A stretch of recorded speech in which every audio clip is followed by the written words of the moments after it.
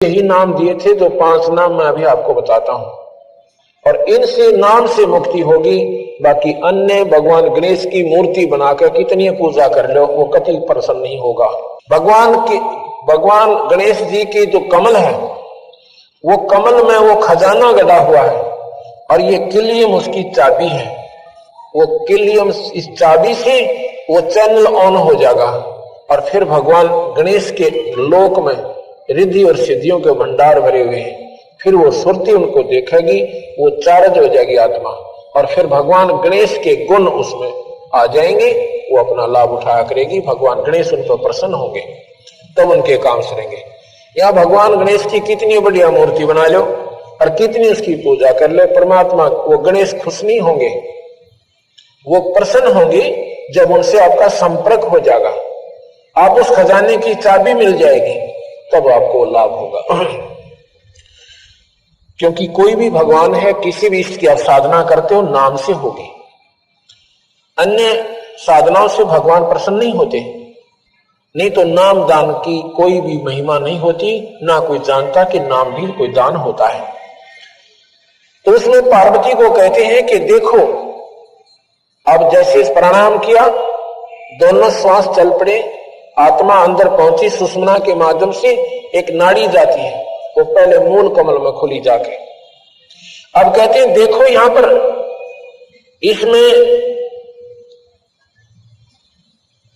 गौरी आदि गणेश मनावो, किलियम किलियम जान लगावो, प्रथम मूल कमल को जानो, चतुर पंखड़ी लाल बखानो। 4 तो पंखड़ी है, लाल रंग है, और गणेश जी वहां पर देव रूप में विद्यमान है। आप देखो उसमें, जब भगवान गणेश के ओरिजिनल दर्शन करो, मूर्ति के दर्शन तो कुछ नहीं होना। आगे बताते हैं, इसके बाद पार्वती को कह रहे हैं कि दिखा तूने, यहां पर भगवान गणेश दिखाई दे रहे हैं। अखा जी, क्योंकि वो मंत्र जो किलियम जाप दिया, उसने उसको उस चैनल को ऑन कर दिया, और पार्वती कह रही हां जी, अंदर जा रही है अपने शरीर में और कह रही है हां जी। आगे कहते हैं, दूजे स्वाद चक्र को देखो, श्वेतवर रंग शरत विवेको। उसके 2 उंगल ऊपर एक स्वाद चक्र है, उसकी 6 पंखड़ियां हैं, कमल के फूल जैसी उसकी आकृति है। उसमें कौन है? सावित्री और ब्रह्मा का वास है। उसका ओम मंत्र है। दूजे स्वाद चक्र को देखो, श्वेत वर्ण रंग शरत विवेको। उसका सफेद रंग है। 6 पंखड़ी पीत परेवा, जहां बसत कम द्रप देवा। तावा हरा हर धुन होई, तावा नाम सुमरियो सोई। अब तुम सुनो मूल का, अब तुम सुनो स्वाद चक्र सुर तालम, जाम ओम मंत्र कमालम। उस स्वाद चक्र का ओम मंत्र है, और इस ओम मंत्र से वह स्वाद चक्र खुल जाता है। भगवान पार्वती और ना भगवान ब्रह्मा और सावित्री के आपको दर्शन होंगे, और उस स्थान को आप देख करके फिर आगे चलिए, जहां पर ब्रह्मा और सावित्री बैठे हैं। जावा 6 पंखड़ी राजे, ब्रह्मा सावित्री जहां साजे। ऊपर मनसा कमल मुरारी, जावा विष्णु नाथ त्रिपुरारी। जावा 8 पंखड़ी राजे, जावा लक्ष्मी शक्ति विराजे। तावा हरियम हरियम गाजे। उस स्वाद चक्र के ऊपर नाभि कमल आता है। नाभि कमल, ये सुंडी जो होती है, इसके बिल्कुल पीछे नाभि और रीढ़ की हड्डी के अंदर, वहां पर कहते हैं, बता रहे हैं कि भगवान विष्णु जी का वो कमल है, उसकी 8 पंखड़ियां हैं, और उसका के मंत्र है हरियम, उसकी चाबी है। ये मंत्र जाप करो, ये कमल ऑन हो जाएगा, यानी ये चैनल ऑन हो जाएगा, और आपने दिखाई देगा वहां पर भगवान विष्णु और लक्ष्मी। और फिर देखना, ये हर मनुष्य में यही है, हर स्त्री में यही है। मानव शरीर परमात्मा पाने के लिए बहन और भाइयों के लिए भगवान ने खुली छुट्टी दे रखी। इसमें कोई स्त्री पुरुष में कोई भिन्नता नहीं है। जो चैनल हमारे लगे हुए हैं, ये सब समान है। इसमें जाति और मजहब से कोई संपर्क नहीं। तो इनको जो हम देख ले, ना तो मजहब दो बने, ना भक्ति न्यारी रहे। कोई कोई साधना बताता है, कोई कोई साधना बताता है। ये हमारी मनमुखी साधना है, जिन्होंने इस शरीर को ढूंढा नहीं और इस शास्त्रों को खोजा नहीं। जब ये शास्त्र और हमारे अंदर के कमल एक मिल जाएंगे, फिर हमारी भक्ति श्रेष्ठ है और हम अपना सही मार्ग पर चल रहे हैं। तो यहां पर क्या बता रहे हैं, विष्णु जी का कमल है जिसकी 8 पंखड़ियां हैं और उसका हरियम मंत्र है। उस हरियम मंत्र से वो कमल खिल जाएगा। ये कमल क्या है, जैसे आपने देखा होगा ना, ब्लेडर होता है, ब्लेडर जो बच्चे गेंद खेलते हैं, वो हवा रहित जब होता है, वायु नहीं होती तो चिपक जाता है। ऐसे वो पंखड़ियां चिपकी हुई है। ये जिनकी भक्ति नहीं बनी हुई, ये पंखड़ियां हर कमल की ऐसे बूसी पड़ी है, ऐसे चिपकी हुई है। इस नाम के जापते उनमें हवा भरी जाती है। अधिक नाम जाप करना पड़ेगा तो वो धीरे धीरे धीरे धीरे ऐसे खिल जाएंगी और बिल्कुल ऐसे कमल बन जाएगा।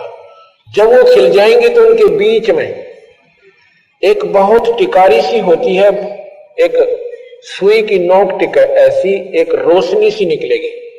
फिर ये आत्मा रोशनी को जल्दी कैच करती है, उस रोशनी के ऊपर इतनी ध्यान देती है कि एकदम दूरबीन सी बन जाती है और उस कमल के अंदर हो रही सब प्रक्रिया उस हंस को सामने दिखाई देती है।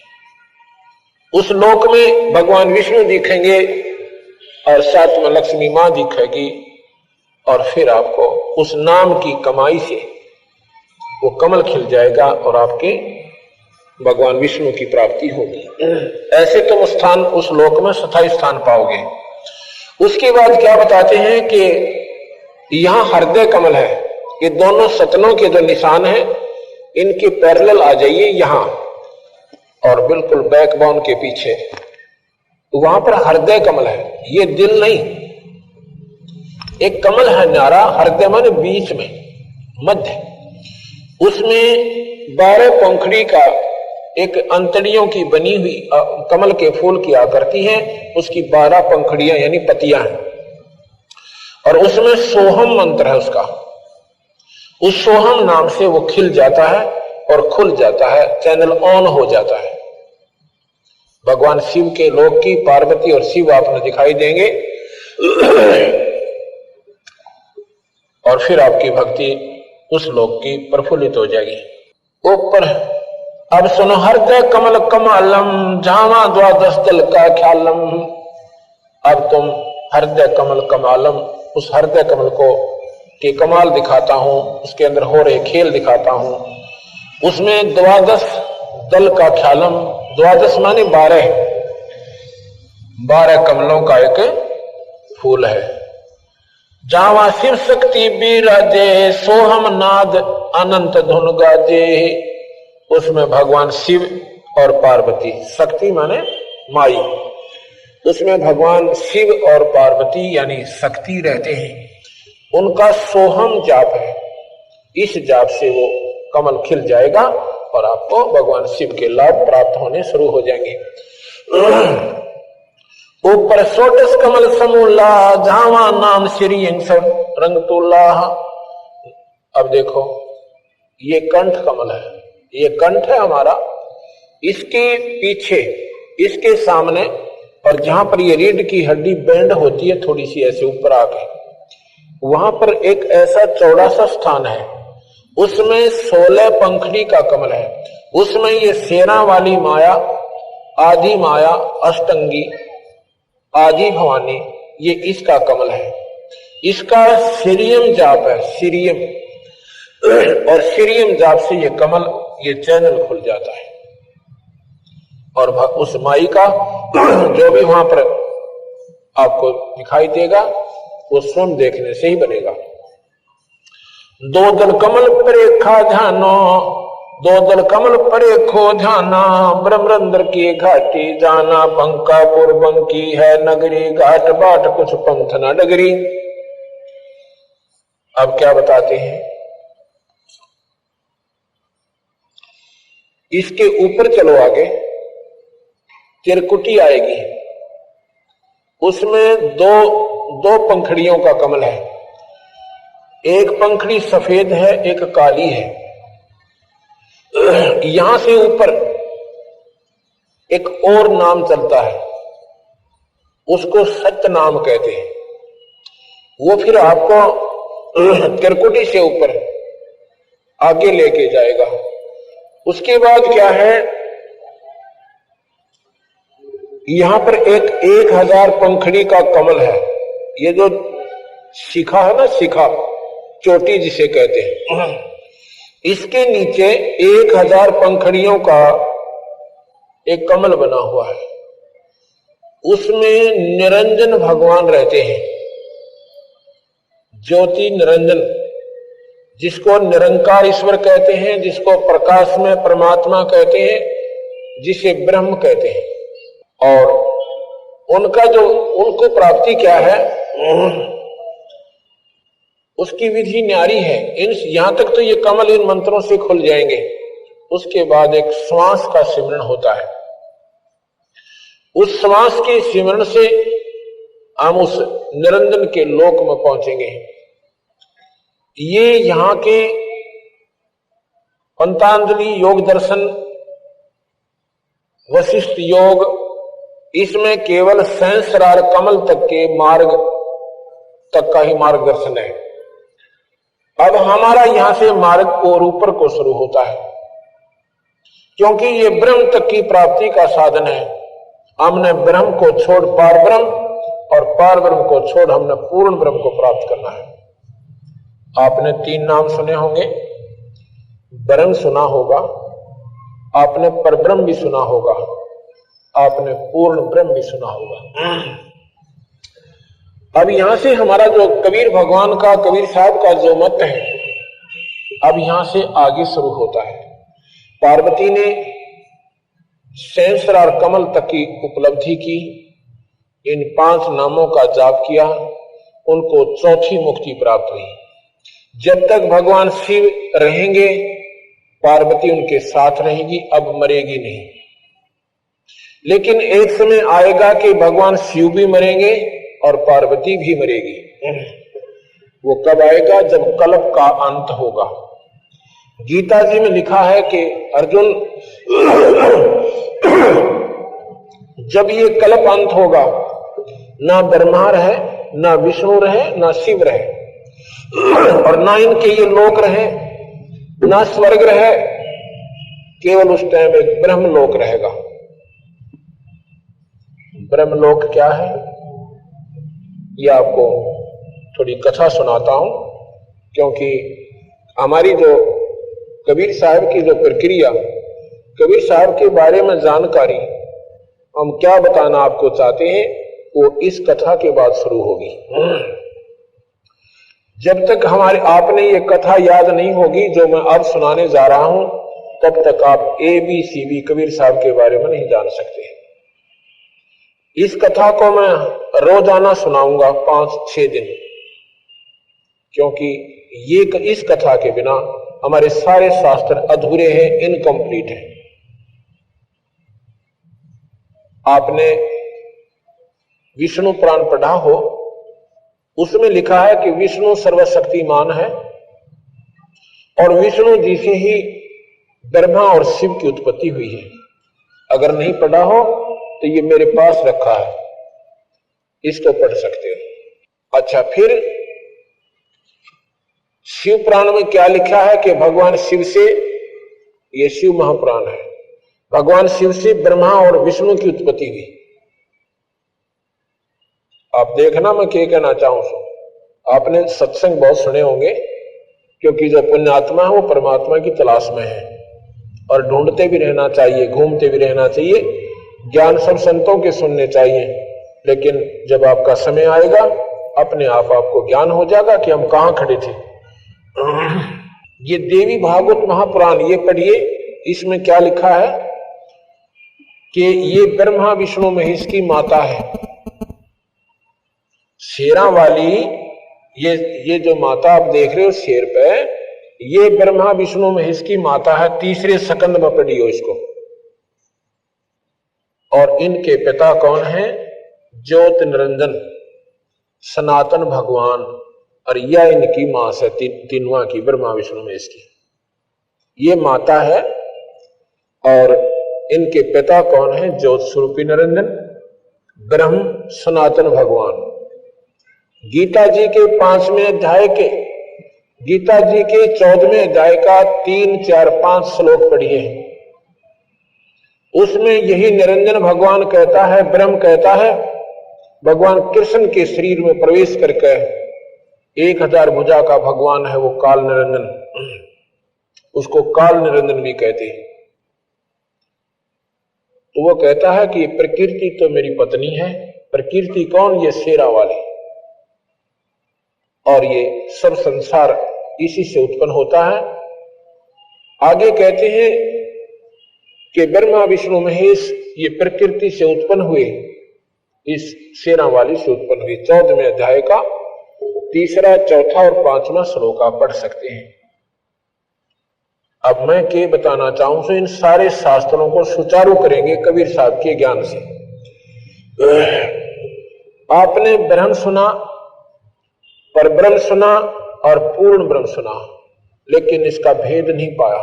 हम किसी विद्वान पुरुष से पूछते थे कि ब्रह्म और परब्रह्म में क्या अंतर है, वो कहते थे वही ब्रह्म है वही परब्रह्म है। ऐसा नहीं है।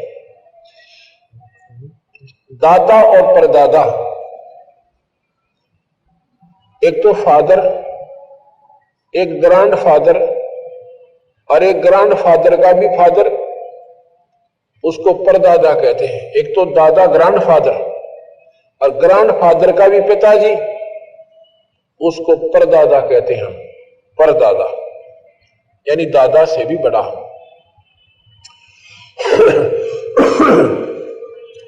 ब्रह्म और परब्रह्म और पूर्ण ब्रह्म, ये 3 परमात्मा है, ये 3 भगवान है। ब्रह्म 21 ब्रह्मांड में इसकी प्रभुता है।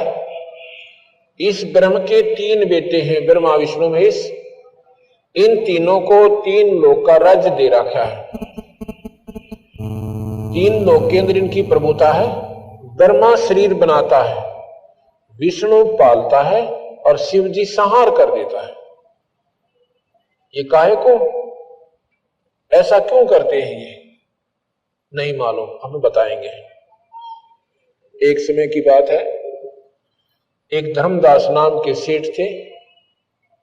वो भी जैसे हम अपनी साधनाओं पर आरूढ़ हैं, वो भी ऐसे आरूढ़ थे। राम और कृष्ण के तगड़े उपासक थे, उपवास रखते थे, एकादशी का व्रत रखते थे, तीर्थों पर घूमकर अपनी मुक्ति चाहते थे। सौभाग्यवश एक दिन कबीर भगवान उन्हें मिल जाते हैं। सतगुरु कबीर भगवान आकर उस नादान आत्मा को कहते हैं कि जो तू साधना कर रहा है तो असंख्यों बार कर चुका भाई, कभी स्वर्ग चलाएगा, कभी नरक चलाएगा, कभी 84 में धक्के खाए, कि तुम्हारा जन्म मरण नहीं मिट पाया। उसने पूछा भगवान फिर कहानी किस हिसाब से, वो समझाइए। कबीर साहब बताते हैं कि हम सभी आत्मा पहले सतलोक रहते थे। सतलोक पूर्ण ब्रह्म परमात्मा का स्थान है। सतलोक सतपुरुष पूर्ण ब्रह्म, उस पूर्ण ब्रह्म का स्थान है। हम सभी आत्माएं वहां रहती थी। ये कुछ भी नहीं था। अभी आपने आरती में सुना है कि अदली आरती अदल पठाऊं, युगन युगन काले खा लियाऊं। भगवान कबीर साहब गरीबदास जी से कबीर साहब से पूछा कि भगवान फिर हमें पूर्ण विवरण दीजिए। तो उसमें क्या बताते हैं कि अदली आरती अदल पठाऊं और युगन युगन काले खा लियाऊं। जा दिन ना थे पिंड नहीं प्राणा, नहीं पानी पौन जमी असमाना। कच्छ मच्छ कूर्म ना काया, और चंद सूरज ने दीप बनाया। शेष महेश गणेश ना ब्रह्मा, नारद सारद ना विश्वकर्मा। सिद्ध 84 ना 3300, 9 अवतार नहीं 2400।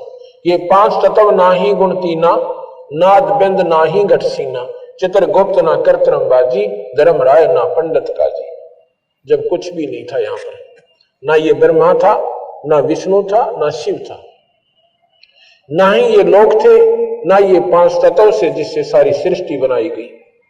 तो उसमें क्या था? जा दिन ढूंढूकार अनंत युग बीते, ढूंढूकार अनंत युग बीते, अनंत युग ढूंढूकार में चले गए।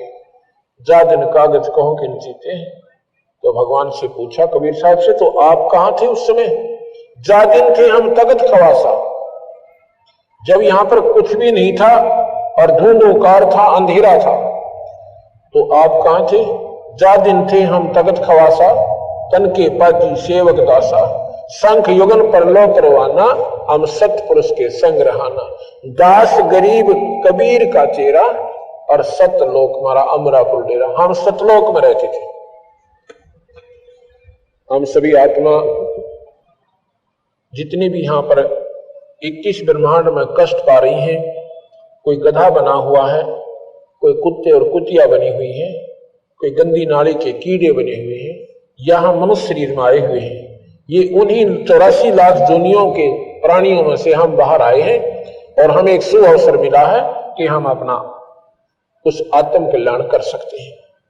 जब हम वहां थे, सतलोक में थे ये सभी के सभी। यहां पर ये लोक नहीं था, और ना ही ये अन्य कंस्ट्रक्शन थी, ये चांद और सितारे भी नहीं थे, ये ग्रह भी नहीं थे। तो यहां कैसे आगे हम? ये बात सुनने की है, ध्यान से सुनना। प्रथम बार जो प्राणी सुनेगा उसको महसूस होगा कि ये बनावटी सी बात से है, ये तो बात दस्ती कोई नहीं। और अगर आप ध्यान से सुनोगे, ये लगातार सुनते रहना हमारे सत्संग को, अंत में आप ये कहोगे ये 100 की 100 सत्य है, क्योंकि इन शास्त्रों से भी आपको मिला कर देंगे। हमने एक पुस्तक छापी बनाई है, पहले हमने छापी थी यथार्थ भक्ति संदेश प्रथम भाग, अब छापा है यथार्थ भक्ति संदेश दूसरा भाग। अब दूसरे भाग को भी आप पढ़ कर देखिएगा। हम पहले सभी सतलोक में रहते थे, वहां पर अपना जन्म मरण नहीं था। अब देखो यहां पर हम चाहे कितने दुखी हो जाएं और कितना हमें कष्ट आ जाए, हम फिर भी मृत्यु नहीं चाहते। कोई नहीं चाहता मरना, हाथ कट जावे और टांग भी साथ कट जावे, अंधा भी हो जावे, फिर भी जीवन की आकांक्षा बनी रहती है। ऐसा क्यों है? और ये ज्ञान होते हुए कि हम रहेंगे नहीं यहां पर, सभी ने जाना है, उसके अलावा उसके उपरांत भी हम मरना नहीं चाह रहे। ये क्या कारण है? इसका कारण है कि हम सतलोक से आए थे। सतलोक में हम मरते नहीं थे, वहां पर मृत्यु नहीं है प्राणी की, यहां पर मृत्यु निश्चित है, इसलिए इसको मृत मंडल कहते हैं, इसको मृत्यु लोक कहते हैं, इस पृथ्वी लोक को। अब मुझे हमें वो बातें याद से कि हम मरते नहीं थे, अब मर क्यों रहे हैं, हमें ये अनहोनी सी लगती है, इसलिए हम मरना नहीं चाहते और अपनी अंतिम सांस तक चाहे पैसे से और चाहे जदाद बेचकर अपने प्राणों की रक्षा करना चाहते हैं, अगर हो जाता है। ऐसा क्यों करते हैं कि हम वो हमारे कसक बकाया है कि हम मरते नहीं थे और कहां मर रहे, कहां फंस गए, अब मर क्यों रहे। हम सतलोक में रहते थे, वहां पर सतलोक क्या है? एक ऐसा तेजों में शरीर हमें मिलता है, वहां पर अपना परिवार बनेगा। हम परिवार में रहते थे वहां पर, यहां पर भी परिवार बन गया। पहले हम अकेले थे, फिर शादी हुई, 2 बन गए, फिर बच्चे हुए, हम अनेक हो गए। अब इन बच्चों में और पोते और पोतियों में, देवते देवतियों में हमारा कितना प्यार और कितना उनमें लगाव बन गया। और ना मेरा 1 मिनट के बाद यहाँ के बिजली पड़ जाए। आपने सुना होगा इसमें गुजरात के अंदर हम विचार नहीं करते हैं, हम इतनी गहराई तक जा नहीं पाते जितना हमने जाना चाहिए था। अब जाओगे जब ये कथा सुन लोगे, 1 सेकंड पहले वो भाई बहन अपने की तरह अपने बच्चों में आनंद मंगल से रहते थे, आनंद मंगल से रह रही थी, ना जाने कहां कहां की उम्मीदें लगा रखी थी, और एक पल के बाद ना वो कोठी रही, ना वो कार रही, ना वो बच्चे रहे, ना वो बहन भाई रहे, और ना ये श्री रहा। ये क्या सिस्टम है, ये क्या कहानी है? इसको क्यों नहीं कभी हमने सोचा? क्योंकि हमने ज्ञान नहीं था। हमने ये सोच लिया कि प्रकृति के नियम है, कभी तूफान में मर गए, कभी समुद्री तूफान साइक्लोन आ गया उसमें मर गए, ये तो मरना जीना बना हुआ। क्यों बना हुआ है ये ऐसा?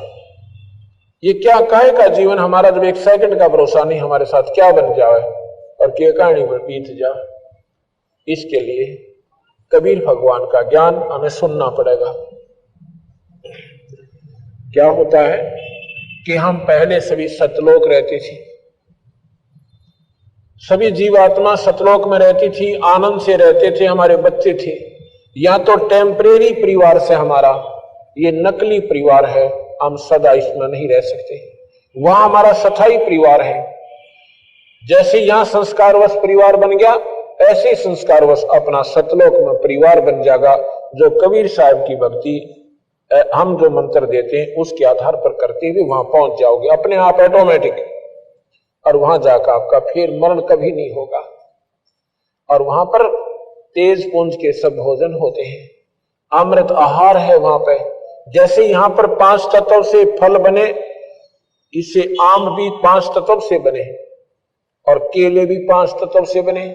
इनका न्यारी न्यारी वैरायटी बन गई, स्वाद न्यारे न्यारे बन गए। ऐसे ही वहां पर तेज पुंज के बहुत सुंदर आहार है। वहां जो आनंद है, यहां तो पासंग भी कोई ना, यहां तो कुछ भी नहीं है। तो यहां कैसे आए? सतलोक में सतपुरुष परमात्मा है, उसे पूर्ण ब्रह्म कहते हैं। सतपुरुष ने सतलोक की सृष्टि बनाई, वहां की न्यारे न्यारे लोक और द्वीप बना दिए, वहां पर बहुत सुंदर न्यारे न्यारे द्वीप बने। ये नकल है सारी, 21 ब्रह्मांड जो है सतलोक में बनी हुई वस्तुओं की नकल है, पर ये 5 तत्व से बनाएगी। एक तो सोने से बने और एक बने मिट्टी से। इतना अंतर समझ लीजिए, ये 5 तत्व मिट्टी है और सतलोक सोना है। सभी हम सतलोक में रहते थे, वहां पर इस पार ब्रह्म को, पार अचिंत नाम के एक पुत्र को, जो सतपुरुष का पुत्र है, उसको कहा गया कि आप यहां के ये कंस्ट्रक्शन करो सतलोक की। उस अचिंत ने अपनी समझ शक्ति से इस पार ब्रह्म की उत्पत्ति की, जिसे अक्षर पुरुष कहते हैं। उसने अपना सहयोगी बना दिया कि अब तू इसकी कंस्ट्रक्शन कर, यहां की सतलोक की। पारब्रह्म जो है वहां पर अमृत सरोवर है, अमृत सरोवर में जाकर और आनंद से लेट जाता है, निंद्रा आ जाती है। और काफी वर्षों तक सृष्टि, वहां लोक नहीं रचे जा रहे हैं सतलोक के।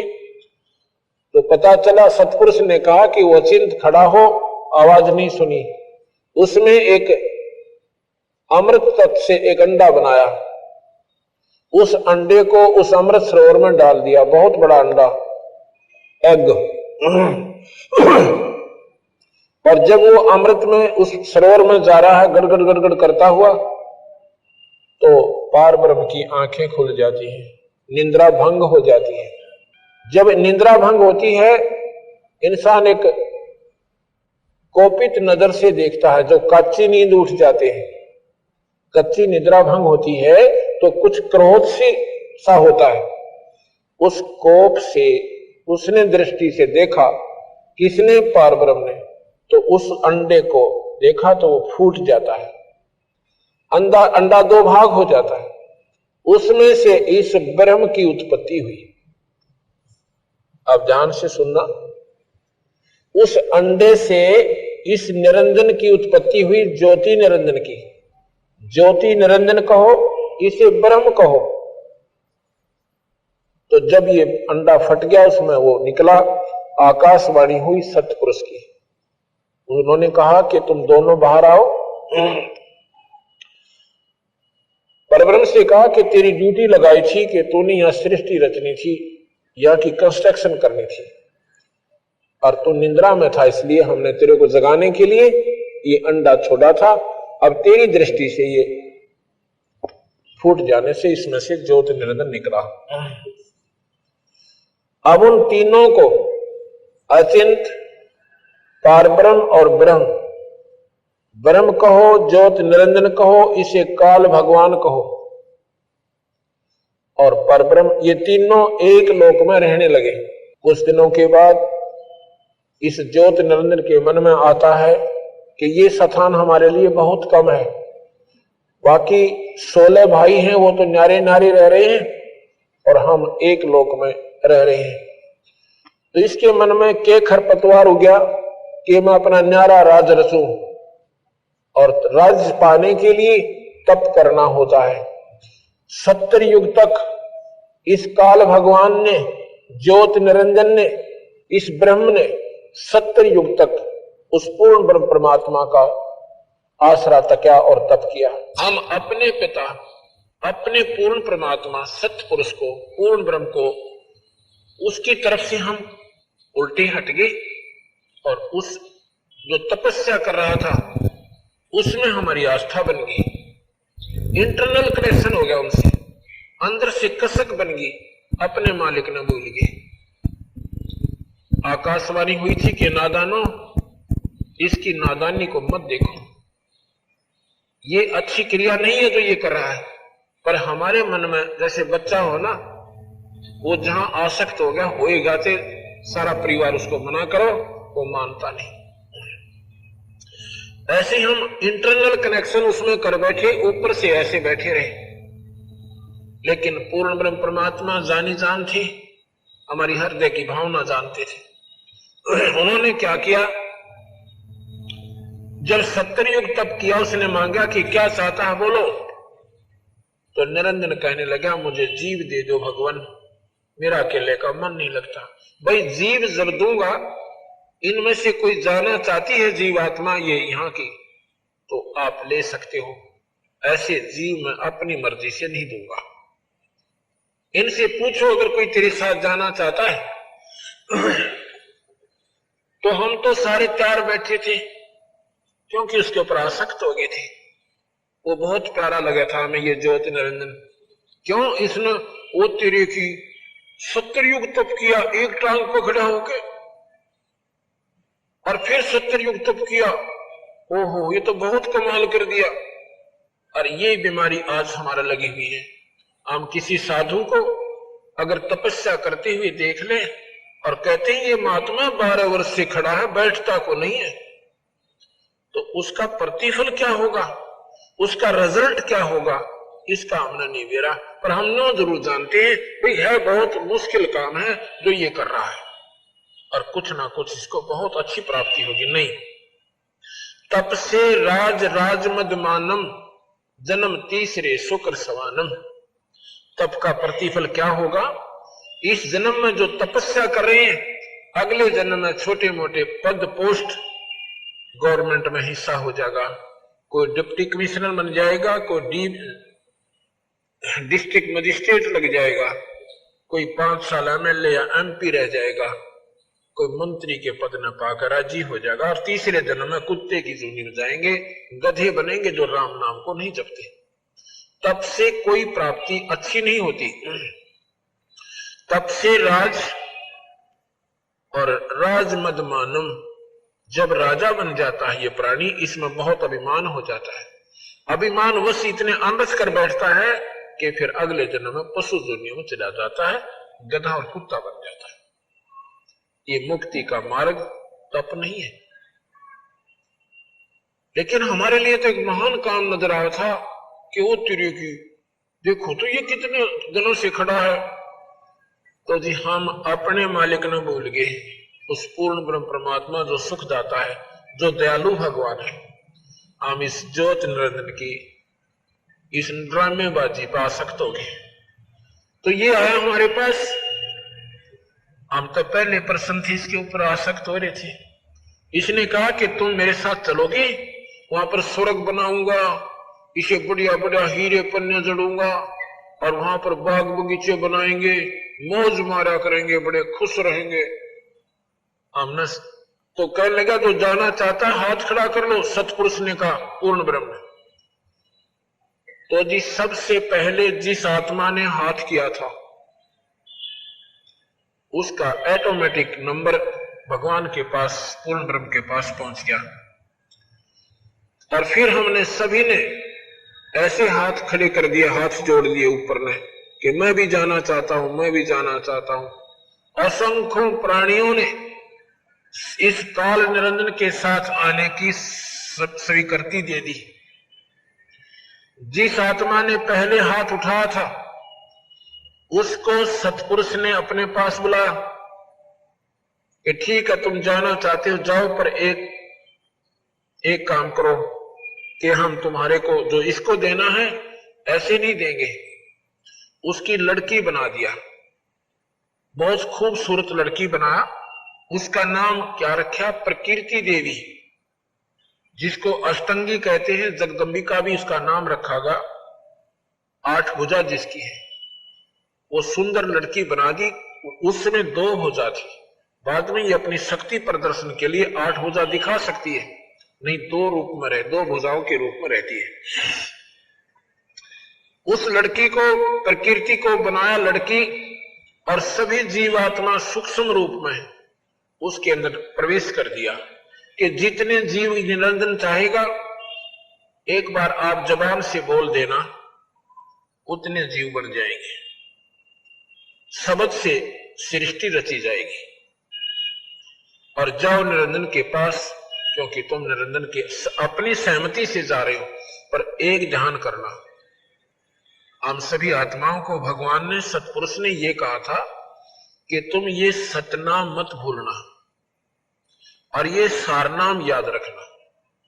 यदि तुम्हें वहां कोई आपत्ति हो, इस सतनाम और सारनाम का एक बार सिमरण करना हृदय से कसक के साथ, फिर मैं तुम्हें वापस ले आऊंगा।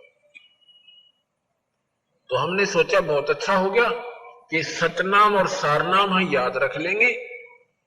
वो और नाम है, ये सतनाम और सारनाम ऐसे नहीं, वो नाम न्यारे हैं। ये तो उनका एक वैसे प्रतीक बताता हूं।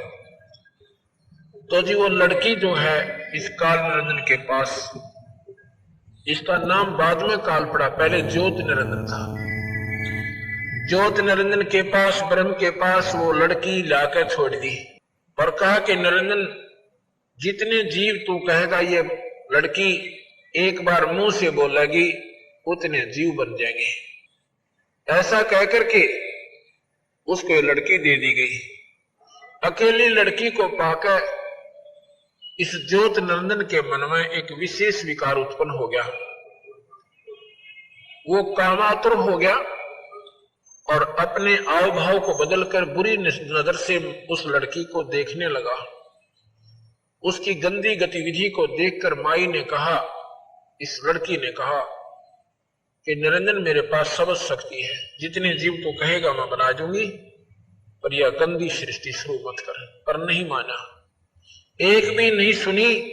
इतना कामवश हो गया कि उस लड़की को जबरदस्ती करना चाहा। वो लड़की भी तो उसी बाप की बेटी थी, सूक्ष्म शरीर बनाया और उसके पेट में समा गई। वहां से पुकार की कि पिताजी, इस निरंजन ने मेरे साथ ऐसे ऐसे दुर्व्यवहार किया, मैंने अपनी इज्जत की रक्षा के लिए इसके पेट में शरण पाई है, मेरी रक्षा करो। अब कबीर साहब कहने लगे, यानी सतपुरुष कहने लगे, देखा ना ये कर दिए ड्रामे शुरू। उसने अपने पुत्र सहजदास से कहा कि जाओ उसके पेट से लड़की को निकाल दो और इस लड़की को इसको देकर 21 ब्रह्मांड समेत सतलोक से नीचे पटक दो।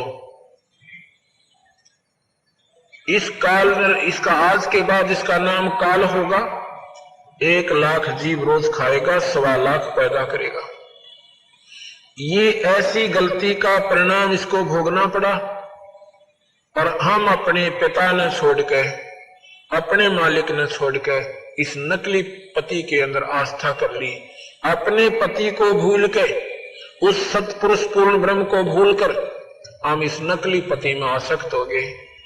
और इस नकली पति ने फिर हमारे गिला के बनाई। 21 ब्रह्मांड समेत वहां से निकाल दिया और श्राप लग गया 1 लाख जीव रोज खाने का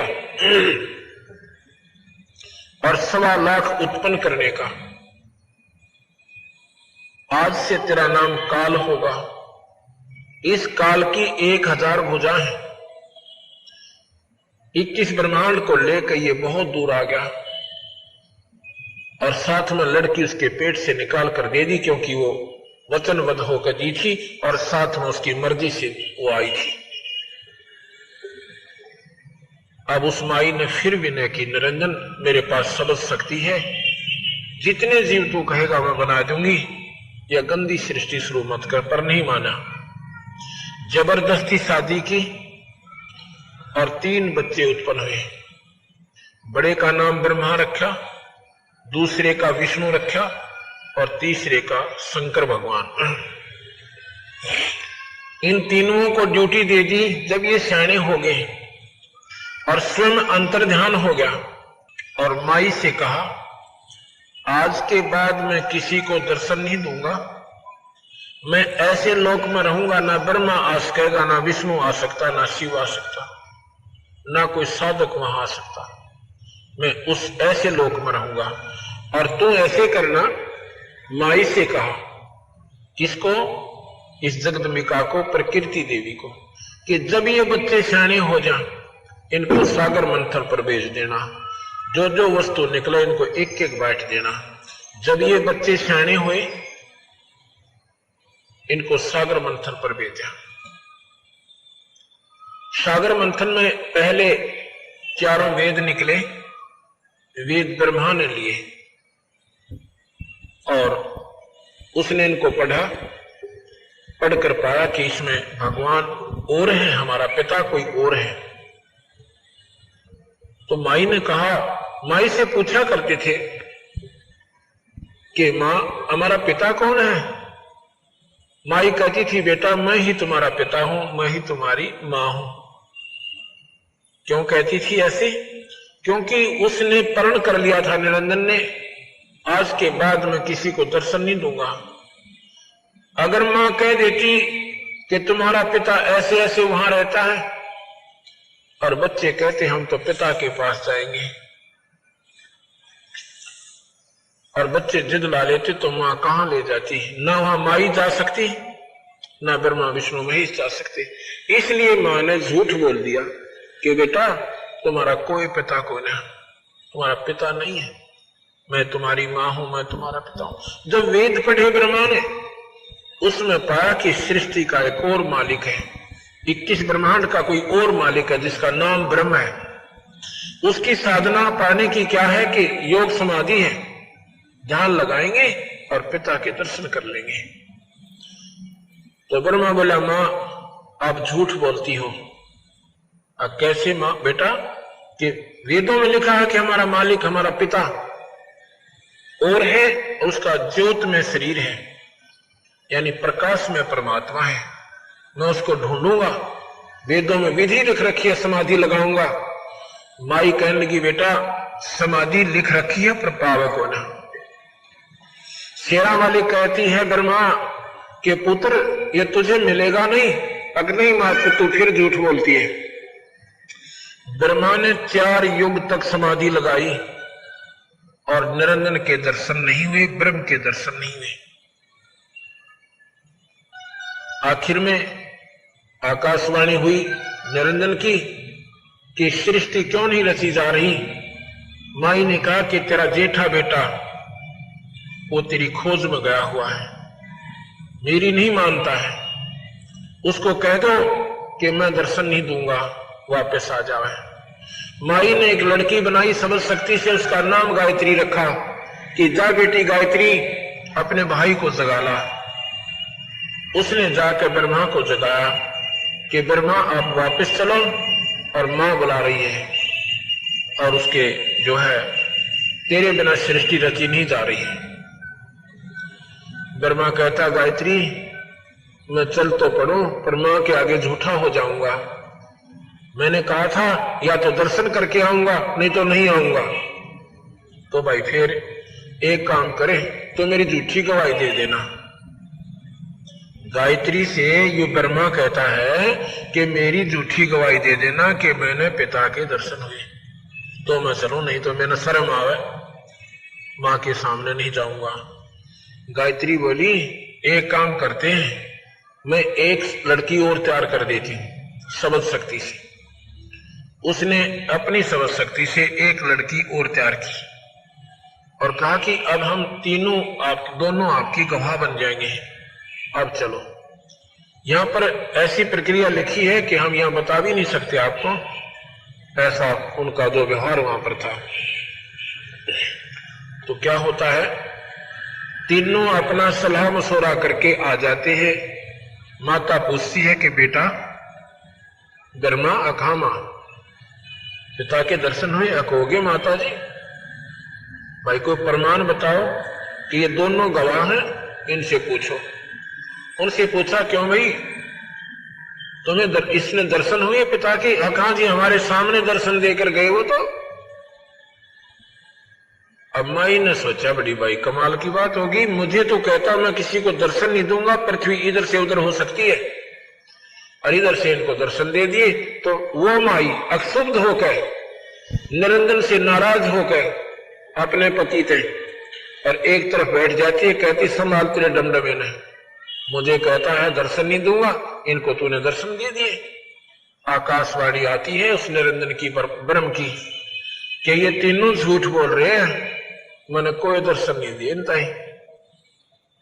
आकाशवाणी जब हुई तो माई आई करड़ी हो गए और गुस्से में आकर कहती कि नादानो तुम झूठ बोलता है ब्रह्मा, मेरे को आकाशवाणी हुई तुम्हारे पिता की कि मैंने दर्शन नहीं दिए, ये झूठ बोलते। फिर वो सहम गए, घबरा गए, अगे तो थारी पोल पाट गई, हंसने लग गए, कहने लगे मां मैंने तो नो सोची थी कि मां का आगे नो का नो जाऊंगा, मैंने शर्म लगेगी और मैं तो झूठ बोलती थी। तीनों ने हमने मिलकर झूठ बोलती थी। तो ब्रह्मा को श्राप दे दिया माता ने, इस शेरा वाली ने, प्रकृति देवी ने, कि तेरी जग में पूजा नहीं होगी और तेरे जो विद्वान होंगे ना, तेरे अनुयायी जो ज्ञानी पुरुष बन जाएंगे, वो तेरे जैसे डोंगी और पाखंडी होंगे, दुनिया ने ठगा करेंगे, झूठ निरी बोला करेंगे, सच्चाई नहीं बताया करेंगे और गुमराह कर देंगे सभी को। ब्रह्मा बेहोश हो जाता है ये बात सुनकर। गायत्री को श्राप दे दिया कि तू गौ बनेगी और उसको पूपवती थी दूसरी लड़की, उसको श्राप दे दिया कि तू गंदी जड़ी बूटी होगी, गंदगी में रहा करेगी। तूने झूठ बोला, ऐसे ऐसे गलत काम भी किए। जब ये तीनों को श्राप दे चुकी तो आकाशवाणी हुई उस काल निरंजन की कि प्रकृति तेने श्राप नहीं देना चाहिए था, अब मैं तुझे श्राप देता हूं कि तू पार्वती तो द्रौपदी बनेगी द्वापर युग में और तेरे 5 पति होंगे। अब माई कहती है कि निरंजन कितने नाच नचाले तेरे वश होगी, अपनी गलती से मर गई मैं तेरे ऊपर और फंस गई तेरे चुकर नाच नचाले। ठीक है, एक तरफ तो कहता है कि सृष्टि चलाओ, इन बच्चों को डराऊं धमकाऊं नहीं तो यहां कैसे सृष्टि चलेगी, ऊपर से मेरे को श्राप दे रहा है। ठीक है मैं तेरे वश हूं, कुछ भी कर ले। तो वही ये शेरा वाली पार्वती बनकर आई थी ना, पार्वती की क्षमा करना, ये द्रौपदी का उसी का अवतार थी। अब क्या होता है, दूसरी बार फिर सागर मंथन करवाया, जब बच्चे सियाणे हो गए, बड़े बड़े हो गए। दूसरी बार जब सागर मंथन हुआ तो 3 लड़कियां निकली सागर मंथन में। बड़ी का नाम सावित्री रखा, ब्रह्मा से ब्याह दी। दूसरी का नाम लक्ष्मी रखा, विष्णु से ब्याह दी। और तीसरी का नाम उमा रखा, जो शिव से शंकर जी आकर शादी कर दी। और यहां से ये काल निरंजन की सृष्टि शुरू होती है। अक्षर पुरुष एक पेड़ है, निरंजन वा की डार, ये तीनों देवा शाखा है भाई, पात रूप संसार। ध्यान से सुनना इस दोहे को। अक्षर पुरुष है पर ब्रह्म, और निरंजन है ब्रह्म, और तीनों देवा फिर शाखा है, ये पात रूप। अक्षर पुरुष एक पेड़ है, यानी पर ब्रह्म एक पेड़ है, और ब्रह्म उसकी डार, डार माने मोटी डारी। एक तो तना जो नीचे निकले जमीन से ऊपर, उसको तो समझो परब्रह्म। उसका मोटा डाला लगा हुआ, मोटी मोटी तना है, वो डार है, उसको समझो यो निरंजन। और उस मोटी डार का फिर 3 शाखा है, ये ब्रह्मा विष्णु है। लेकिन जो जड़ रूट है, नीचे जो रूट रहेगी ना जड़, वो पूर्ण ब्रह्म है। अब यहां ध्यान से सुनना इस एक दोहे से। इस एक ही दोहे में सारी सृष्टि को महाराज ने बता दिया। पर ब्रह्म एक पेड़ है, और ब्रह्म बाकी डार, और ब्रह्मा विष्णु शाखा है, ये पात रूप संसार। ये समझ लो इसको। और रूट कौन है? वो पूर्ण ब्रह्म है, जहां से सारी सृष्टि निकल कर आई है। अब यहां पर आपको मैं कबीर साहब की वाणी सुनाता हूं, और इससे आपको ज्ञान होगा। ये जो कथा मैंने आपको बताई है, इसको कथा मत समझना, ये सच्चाई से परिपूर्ण समझना।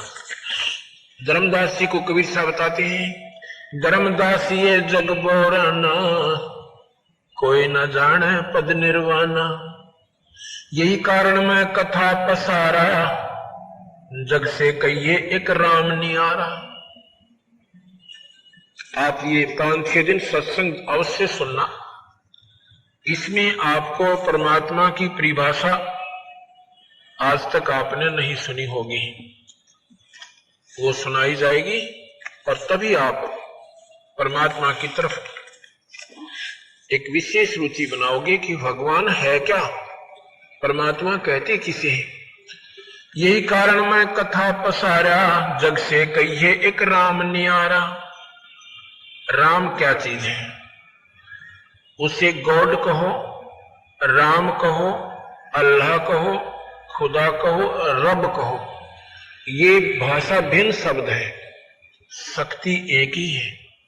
राम शब्द एक शक्ति बोधक शब्द है। जैसे साहब कहते हैं, जैसे ऐसा तो साहब है, और भाई जैसे मंत्री साहब, मुख्यमंत्री साहब, प्रधानमंत्री साहब। साहब शब्द एक शक्ति बोधक शब्द है, और जिसमें जितनी शक्ति है उतना ही वो साहब है। ये राम शब्द समझो, 3 लोक के राम हैं, ब्रह्मा विष्णु महेश, यानी 3 लोक के साहब हैं। ये 3 लोक के राम हैं, इससे ज्यादा शक्ति नहीं है। जैसे मंत्री जो है अपने विभाग में वो फुलफलेज होता है, लेकिन वो पूर्ण शक्ति युक्त नहीं है। डीएम, डिस्ट्रिक्ट मजिस्ट्रेट, जिसको डिप्टी कमिश्नर भी कहते हैं, वो भी शक्ति युक्त है, वो भी साहब है, पर अपने डिस्ट्रिक्ट लेवल तक ही साहब है। इसीलिए राम शब्द है। 3 लोक के राम है, ब्रह्मा विष्णु महेश। 21 ब्रह्मांड का राम है काल निरंजन, ये यहां का मालिक है 21 ब्रह्मांड का। और 7 शंख ब्रह्मांड का मालिक है परब्रह्म। वो परब्रह्म जो राम है, वो 7 शंख ब्रह्मांड का, अनंत करोड़ ब्रह्मांड का, अनंत करोड़ ब्रह्मांड का ओवरऑल कंट्रोलर जो राम है, वो पूर्ण ब्रह्म है। उसको सतपुरुष राम कहते हैं, उसको सत साहिब कहते हैं। जैसे प्रधानमंत्री ओवरऑल कंट्रोलर, ओवरऑल साहिब है, सबके ऊपर साहिब है। मंत्री अपने राज्य में साहिब है, मुख्यमंत्री अपने राज्य में साहिब है, चीफ मिनिस्टर जो होते हैं। इसी प्रकार ये 3 लोक के राम हैं, ब्रह्मा विष्णु महेश, केवल 3 लोक्स ओनली 3 लोक्स। उसमें कौन कौन से हैं? ये मृत्यु लोक, स्वर्ग लोक और पाताल लोक। और लोक और भी बहुत हैं। उनका मालिक कौन है? वो परब्रह्म यानी ये ब्रह्म है। और इन सब के ऊपर 21 ब्रह्मांड और सब 7 संग ब्रह्मांड के ऊपर जो परमात्मा है वो राम है, वो कबीर, वो पूर्ण परमात्मा है। और उस पूर्ण परमात्मा के अवतार कबीर भगवान आए हैं। जैसे विष्णु जी के अवतार राम और कृष्ण आए हैं, ऐसे ही पूर्ण परमात्मा सतपुरुष के अवतार कबीर साहब और गरीबदास जी आए हैं। यही कारण मैं कथा पसारा, जग से कहिए एक राम नियारा। यही ज्ञान जग जीव सुनावो, सब जीवों का भरम नसावो। धर्मदास ये कथा सबको सुनाना, इसी इसमें मत समझना कि कबीर साहब ने मन ग्रंथ बना रखी होगी या देवी भागवत सुनाऊंगा आपने। एक तीसरा सेकंड ओनली। और साथ में आपको ये गीता जी सुनाऊंगा, या गीता जी भी बताओगी आपको कि यह सृष्टि ऐसी ही रची थी। ये ब्रह्मा, ये निरंजन कौन है? ये ब्रह्मा विष्णु महेश का पिता है। और फिर इस गीता जी में लिखा कि उस भगवान का ध्यान धर अर्जुन। कृष्ण जी कहते हैं उस भगवान का ध्यान धर भाई, जिससे फिर तेरा जन्म मरण कोई न हो। वो भगवान कौन है? वो गीता जी में बताऊंगा। वो सतपुरुष पूर्ण परमात्मा की तरफ ये काल निरंजन इशारा करता है। गीता भगवान कृष्ण ने नहीं बोला था। ये बातें जो मैं कह रहा हूं एक बार आपके हृदय में स्ट्राइक करेंगी कि अच्छा सर परमात्मा है। यू पहली बार सुना, कृष्ण जी ने गीता ना बोली। कृष्ण जी ने गीता नहीं कहा। कृष्ण जी के शरीर में ये गुप्त शक्ति काल निरंजन प्रवेश किया। 1000 भुजा का भगवान, 21 ब्रह्मांड का मालिक, और भगवान कृष्ण के इस शरीर में प्रवेश करके बॉडी में उसने अपनी ब्रह्म का श्रेष्ठ ज्ञान गीता जी के रूप में हमें दे दिया। गीता जी 1 नंबर शास्त्र है इस ब्रह्मांड का। इससे उत्तम शास्त्र नहीं है भक्ति के मार्ग का। बाकी ज्ञान जानकारी पुराणों में भी ठीक है, वो केवल नॉलेज है, वो ज्ञान है। इसमें वो ज्ञान है जो भक्ति की तरफ प्रेरणा करता है। किस भक्ति की? ब्रह्म तक की। इसमें ओम मंत्र है, ओम मंत्र ब्रह्म की उपासना है। हमने परब्रह्म भी छोड़ना है और वापस पूर्ण ब्रह्म के पास जाना जहां पहले रहती थी। ब्रह्म की साधना से आपको स्वर्ग नरक 84 लाख दुनिया, स्वर्ग नरक 84 लाख दुनिया, ये आपकी नहीं मिट सकती। लेकिन पूर्ण ब्रह्म की साधना से आपका जन्म मरण नहीं होगा। इस स्वर्ग से भी उत्तम स्थान आपको मिलेगा। यही कारण, यही ज्ञान जग जीव सुनावो, सब जीवों का भरम नसावो। यही बातें, ये कथा सबको बताना और सबका भ्रम मिटाना। अब मैं तुमसे कहूं चिताई, तेरे देवन की उत्पत्ति वाई। अब मैं धर्मदास तुझे बताता हूं, ध्यान से सुनना। क्या? इन तीनों देवताओं की उत्पत्ति कैसे ये पैदा हुई। कुछ संक्षेप कहूं गौराई, सब संशय तुमरे मिट जाई। भरम गए जग वेद पुराना, आज राम का मर्म न जाना। ये भोली भारी आत्मा वेदों और पुराणों में उलझ गई। उस आदि राम का, उस परमात्मा का किसी ने भेद नहीं जाना। सतपुरुष का भेद किसी ने बेरा नहीं पाटा, ज्ञान नहीं हुआ। राम राम सब ज्ञानी सुने सो हृदय लाई, मूर्ख सुने तो गम नहीं आई। जो विचारवान पुरुष होंगे, जो बहन भाई, जब हमारा सत्संग सुनो एकदम निरपेक्ष हो जाना, इष्टवादी मत बनना। इष्टवादी बनकर सुनोगे तो ये बात आपको खटकती रहेंगी और ज्यादा खटक जाएंगी। आप एकदम बिल्कुल साफ कोरे कागज बन जाना थोड़ी देर के लिए, और फिर ये ध्यान से सुनना। क्या कहते हैं? ज्ञानी सुने तो हृदय लगाई, मूर्ख सुने तो गम नहीं पाई। जो विचारवान बहन भाई होंगे इनको पुनर्विचार करेंगे और गहराई से सोचेंगे, ये शास्त्र हमारे पास रखे, इनको फिर पढ़ोगे। ये शास्त्र किसी जाति मजहब के नहीं है, नहीं, ये उस समय लिखे गए थे जब कोई जाति थी, ये मजहब नहीं थे। जातियां वर्ण आधार पर थी, कर्म आधार पर थी। अब तो हमने परंपरा बना दी। जो चाम का काम नहीं करते उनको भी चमार कह रहे हैं। अब चरमकार कौन होते हैं? जो चाम का काम करे, वो किसी जाति के भी। तो उस जब ये लिखे गए थे ना कोई हिंदू था ना मुसलमान था और ना ही कोई सिख या ईसाई था। ये मानव मात्र के यानी बहुत पुरातन शास्त्र हैं आत्म कल्याण के लिए। जब हम इन शास्त्रों को देखते कहते थे हिंदुओं के हैं, हिंदू भी ना थे उस समय। महाभारत में आपने सुना हिंदू कहीं? महाभारत में हिंदू नाम भी नहीं था, ना मुसलमान था ना कोई और था।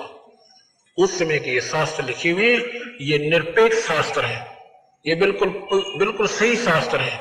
इनका लेखक एक है, वेद व्यास जी। चारों वेद और गीता जी, 18 पुराण, ये सभी और सुख सागर, महाभारत, इन सब का राइटर एक है। कोई ने सोचा दूसरे राइटर ने गलत लिख दी होगी, इनका राइटर भी एक ही है जिसने पुनर्स्थापित की। गीता जी को भी उसने वेद व्यास ने लिखा है। तो अब ये सोचना पड़ेगा आपने दोबारा। ज्ञानी सुने सो हृदय लगाई, मूर्ख सुने सो गम नहीं पाई। जो नादान आत्मा होंगी उठकर चली जाएंगी, ऐसा महात्मा है। कहता है कृष्ण जियों से भी ऊपर कोई शक्ति है? कृष्ण जी तो बहुत निम्न सत्र के भगवान है, सबसे छोटी इकाई के ईश्वर है। आप ध्यान से सुनना, और गीता जी आपको प्रमाण देगी इस बात का। मां अष्टंगी पिता निरंजन, ये जम दारुण बंसन अंजन। पहले कीन निरंजन राई, पीछे से माया उपजाई। उस पूर्ण परमात्मा ने पहले निरंजन की उत्पत्ति की, ब्रह्म की, और पश्चित यह माया बनाई, यानी असेरा वाली ये प्रकृति बनाई। माया रूप देख अति शोभा, देव निरंजन तन मन लोभा। इस माई का सुंदर रूप देख के इस काल निरंजन के मन में नीचता आ गई, इसका तन मन उसकी तरफ आकर्षित हो गया। मां अष्टंगी पिता निरंजन, ये जब दारुण वंशन अंजन। पहले कीन निरंजन राई, पीछे से माया उपजाई। माया रूप देख अति शोभा, देव निरंजन तन मन लोभा। कामदेव धर्मराय सताए, देवी को तुरंत धर खाए। पेट से देवी करे पुकारी, हे साहेब मुझे ले वो उभारी। धर्मराय की ने भोग बिलासा, माया को रही तब आशा। 3 पुत्र अष्टंगी जाए, ब्रह्मा विष्णु शिव नाम धराए। 3 पुत्र अष्टंगी, अष्टांगी ये शेरा वाली ने पैदा किए। 3 पुत्र